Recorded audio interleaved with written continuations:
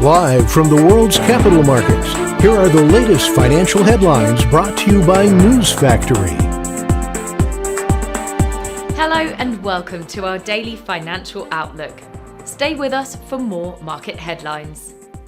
The gold-dollar pair corrected downwards in the last session, falling 0.1%. The ROC is giving a positive signal. The euro-dollar pair made a minor upwards correction in the last session, rising 0.2%. The ROC is giving a positive signal. The pound-dollar pair made a minor upwards correction in the last session, rising 0.1%. The RSI is giving a negative signal. The Aussie-dollar pair gained 0.3% in the last session. The ROC is giving a positive signal.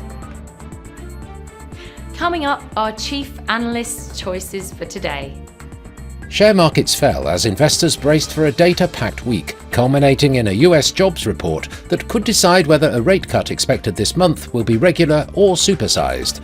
Chinese manufacturing activity sank to a 6-month low in August, and new data this week showed Eurozone factories are still also struggling. Cryptocurrency exchange-traded funds accounted for 13 of the 25 largest ETF launches in 2024 by year-to-date inflows, according to a post on the X platform by Nate Geraci, president of the ETF Store, an investment advisor specializing in ETFs. Sales of US automaker Tesla's China-made electric vehicles grew 3% in August from a year earlier. Data from the China Passenger Car Association showed deliveries of its China-made Model 3 and Model Y vehicles rose 17% from July. Those were today's major economic events, and now moving on to world financial headlines.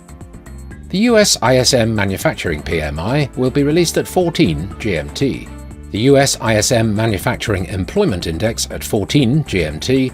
The US ISM Manufacturing New Orders Index at 14 GMT. The US ISM Manufacturing Prices Paid will be released at 14 GMT. Japan's 10Y bond auction at 3:35 GMT. Australia's current account balance at 1:30 GMT. We hope that you've enjoyed Tuesday's financial report. On behalf of all of us here, we wish you a productive trading day. Be sure to join us tomorrow morning for the latest news and events from the financial markets.